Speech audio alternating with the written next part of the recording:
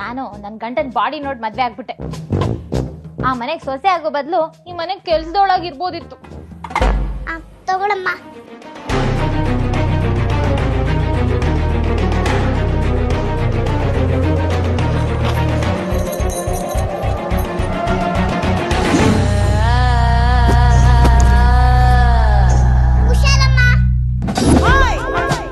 ಖಂಡಿತ ಆಂಟಿ, ನಾನು ಒಬ್ರ ಹತ್ರ ತಗೊಂಡಿದ್ ಏಟು ಒಡವೆ ಇಟ್ಕೊಳ್ಳಲ್ಲ, ವಾಪಸ್ ಕೊಟ್ಟೆ ಕೊಡ್ತೀನಿ. ಬರ್ತೀನಿ ಆಂಟಿ. ಇದೇ ಸ್ಪೀಡ್ ಬರುವಾಗಿರುತ್ತೋ ಇಲ್ವೋ. ಆಂಟಿ ಏನಪ್ಪ ಪಂಕಜ್ ಅವ್ರ ಮಗ ಬೆಣ್ಣೆ ಹಚ್ಚಕ್ ಬಂದ್ಯಾ? ಬೆಣ್ಣೆ ಅಲ್ಲ ಆಂಟಿ, ಸುಣ್ಣ ಹಚ್ತಾ ಇದ್ದೀನಿ. ಅದು ಏನಿಲ್ಲ ಆಂಟಿ, ಎಲೆ ಅಡಿಕೆ ನೋಡ್ದೆ ತಕ್ಷಣ ನೀವ್ ನೆನ್ಪಾಗ್ಬಿಟ್ರಿ, ಅದಕ್ಕೆ ನಿಮ್ಗೆ ಕೊಡೋಣ ಅಂತ ಬಂದೆ.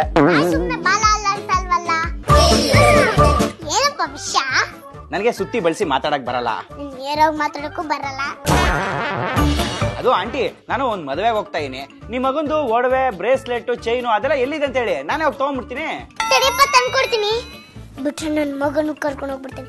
ತಡಪ್ಪ ತರ್ತೀನಿ. ಏನ್ ಆಸ್ತಿ ಮಾಡೋನ್ ಗುರು ಇವಳು ಗಂಡ.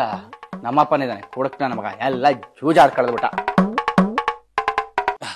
ಆಂಟಿ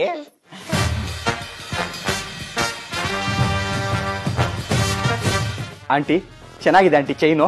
ಅದು ಬ್ರೇಸ್ಲೆಟ್. ಬ್ರೇಸ್ಲೆಟಾ? ಚೆನ್ನಾಗಿದೆ ಆಂಟಿ. ಹುಷಾರಪ್ಪ. ಆಂಟಿ 22 ಕ್ಯಾರೆಟ್ ಇರೋ ಗೋಲ್ಡು ನನ್ನ ಮೈ ಮೇಲೆ ಬಿದ್ದಿದ ತಕ್ಷಣ 24 ಕ್ಯಾರೆಟ್ ಆಗುತ್ತೆ. ವಾಪಸ್ ಕೊಡ್ಬೇಕಾರೆ 1 ಗ್ರಾಮ್ ಜಾಸ್ತಿ ಆಗುತ್ತೆ ವಿನಃ 1 ಗ್ರಾಮ್ ಕಮ್ಮಿ ಆಗಲ್ಲ. ನೋಡ್ತೀನಿ. ನೋಡ್ತಾ ಇರಿ.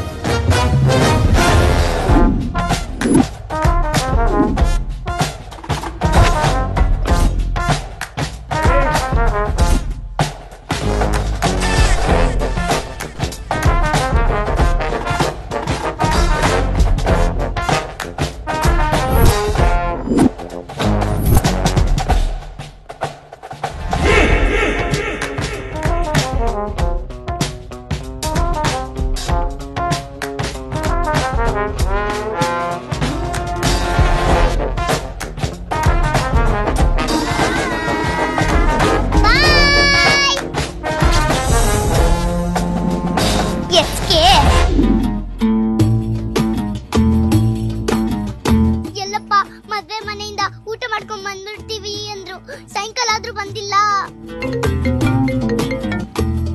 ನೀವು ಕರೆ ಮಾಡಿರೋ ಚಂದಾದಾರರು ನಿಮ್ ಕಾಲತ್ರನೇ ಬಿದ್ದಿದ್ದಾರೆ.